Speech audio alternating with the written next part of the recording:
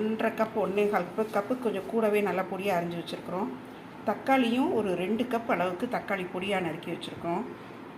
தாளிக்கிறப்போ போடுறதுக்கு பச்சை கொத்தமல்லி, புதினா இதெல்லாம் நல்லா ஒரு கைப்பிடி, ஒரு 2 பச்சை மிளகா. மசாலா அரைக்கிறதுக்கு வந்து முந்திரி பருப்பு ஒரு டேபிள் ஸ்பூன் அளவு முந்திரி பருப்பு ஊற வச்சுருக்கிறேன். தாளிக்கிறதுக்கு இல்லை, இதோட அரைக்கிறதுக்கு சோம்பு, சீரகம், தேங்காய் கொஞ்சம் தாராளமாக இருக்கும். ஏன்னா இதில் வந்து இந்த பைண்டிங் ஏஜென்ட் வந்து தேங்காயும் இந்த முந்திரி பருப்பும் தான். இஞ்சி பூண்டு விழுது, கரம் மசாலா இதெல்லாம் இருக்குது. இன்னும் மற்றது காரத்துக்கு மஞ்சள் பொடி, மிளகாய் பொடியெல்லாம் சேர்க்க போகிறோம். ஒன்றா செய்யலாம். மிக்சியில் தேங்காய் போட்டாச்சு, சோம்பு, சீரகம் 2 போட்டாச்சு. அப்புறம் முந்திரி பருப்பு, ஊற வச்ச முந்திரி பருப்பு அதையும் போட்டு நல்லா நைஸாக மையாக அரைச்சிடலாம்.